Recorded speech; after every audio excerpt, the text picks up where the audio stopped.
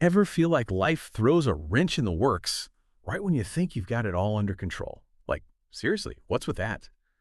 Well, you are definitely not alone. And that's what today's deep dive is all about, how to level up when it comes to handling those curveballs. We're diving into resilience, folks. But not just getting by, okay. We're talking about actually using those challenges to come out even stronger. I've been digging into some research, and let me tell you, it's seriously packed with actionable strategies to build that resilience. So if you're anything like me and actually want to, use this stuff in real life, you're going to love this. Before we get into how-tos, though, I'm curious. Think about your own life for a sec. What's one area where you'd love to feel more resilient? Keep that in mind as we go, because we're totally circling back to it.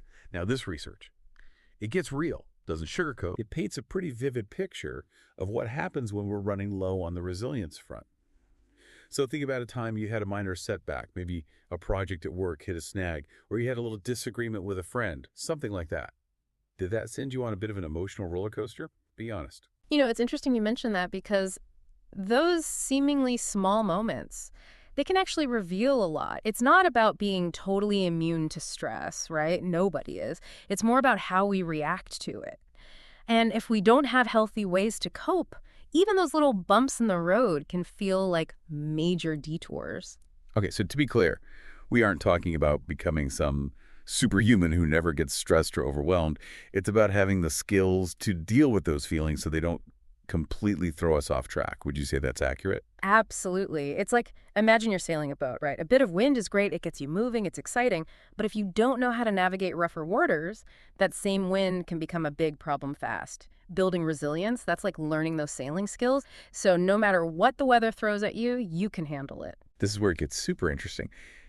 The research, it doesn't just point out the downsides of, not having resilience. It actually shows how all these separate incidents, that overwhelmed feeling at work, tension in a relationship, those one, might actually be linked to this core lack of resilience, like a domino effect. And that's where the good news comes in. Because this research, Yeah. it doesn't just lay out the problem, right? It gives us a toolkit for building resilience. Yes. And you know me, I'm all about actionable advice. What can we actually do? Right. So tell me more. So one of the things that really resonated with me in this paper was this idea of reframing negative thoughts. Okay, reframing, I've heard that before, but honestly, sometimes it feels kind of fluffy. How does that actually work in real life? Yeah, I get it. But it's more practical than you might think. It's like this. Our thoughts, they're kind of the lens we see the world through. So if that lens is always focused on the negative, guess what? It's going to make everything look kind of gloomy. Like wearing those sunglasses that make everything look gray, even on a sunny day. Exactly. But the good news is we get to choose what lens we're looking through. We can change it. So let's say you're feeling totally swamped by a deadline at work, right? Instead of that thought spiral of, I'm never going to get this done, what if you hit pause and tried a different perspective? Like, okay, this is tough, but it's also a chance to show that I can handle pressure, maybe get creative and find some new solutions. Ooh, I like that. Turning the problem into, like, a skill-building opportunity. Exactly. It's not about denying the challenge. It's about shifting that perspective, opening up to new possibilities. So reframing is like step one. Yeah. We're shifting our mindset to be more, positive, proactive. But then we need a plan, right? We can't just think happy thoughts and expect things to magically work out. Or can we?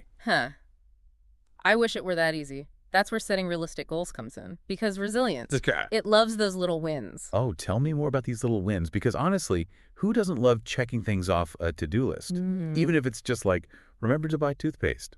Small victories. Right, exactly. But here's the thing. When we set these huge, daunting goals for ourselves, like I'm going to write a whole novel this month, we're basically setting ourselves up for disappointment. And that can actually make our resilience take a nosedive. It's way more effective to break those big, scary goals down into smaller, totally doable steps. Okay, so instead of the whole epic novel in a month, maybe it's write one chapter a week. Something like that. There you go. Because it creates this feeling of momentum. Each small win, it's like this boost of confidence. It reinforces this belief you have in yourself, like, hey, I can do this. And that fuels even more resilience. Okay, this is making so much sense. Reframing, setting realistic goals. It's like we're building ourselves a resilience toolkit. What other tools do we need in there? This next one, it might sound a little counterintuitive, but stick with me. The research is really clear on this. Self-care is crucial, We can't be on all the time. Burnout is a real thing. Wait, hold on. Are you saying taking breaks is actually good for resilience? Tell me more. This is my kind of strategy. It's true. Think of it like this. You can't pour from an empty cup, right? It's just common sense. If we are constantly pushing ourselves, no time to recharge, we run out of steam, we deplete our reserves, not just of energy, but of resilience too. Okay, that metaphor really works. Yeah. Because if you try to run a marathon without any water or snacks, disaster. So think about it. What refills your cup? Is it going for a walk in nature? Curling up with a good book? Maybe a phone call with a friend who just gets you? Whatever it is, make time for it. It's not selfish, it's essential.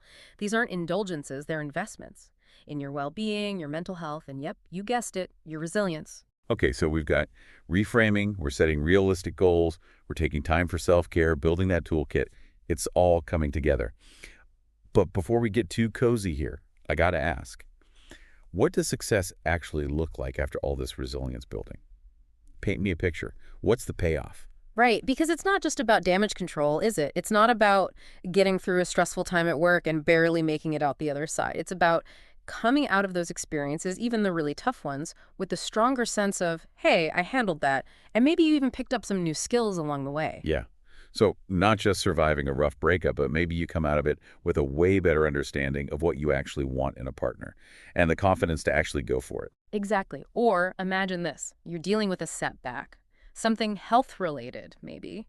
Resilience in this situation, it could mean not only recovering physically, which is huge, but it can also mean using that experience to, like, deepen your relationships, really figure out what matters most to you. It's like taking those what doesn't kill you makes you stronger moments Mm. and actually making it true, turning them into something, I don't know, almost transformative.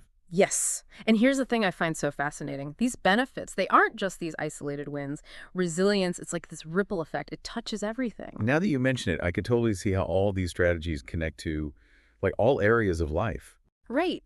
Think about it. When you're practicing reframing, when you're prioritizing self-care, you're naturally going to get better at regulating your emotions, which then leads to better communication in your relationships. It's all connected. And better communication. Yeah. That leads to stronger, healthier, more fulfilling relationships. It's like this amazing chain reaction. And that boost in confidence we keep talking about, it doesn't just stay in your personal life either. It can show up at work as a more go-getter attitude, more success in your career. It's this upward spiral. It's pretty great. All right, sold. Resilience sounds amazing, but we've got to land this plane. If it's like a muscle we can strengthen, where do we start? Someone's listening to this right now, they're thinking, okay, I'm ready. What's one small step they can take today to start building that resilience muscle? That's such a good question. And the answer is, it doesn't have to be some huge dramatic thing. Start small. Just take a few minutes to think about a stressful thought you've had recently. Even something simple like, ugh, I'm never going to get all of this done. Okay, so notice that thought. Then what? Then, this is the key. Try reframing it. Instead of, I'm never going to get this done, how about, okay, this is a lot, but I'm going to break it down, I'm going to prioritize, and hey, if I need help, I'll ask for it. It might feel a little weird at first, but that little shift, it can make a world of difference. I love that. One small step for today, one giant leap towards a more resilient you. And remember, life might throw some curveballs, but with a little resilience training, you'll be ready to hit a home run. That's it for this deep dive into building resilience. We hope you found it useful, insightful, and maybe even a little inspiring. Until next time, keep exploring, keep learning, and keep bouncing back stronger than ever.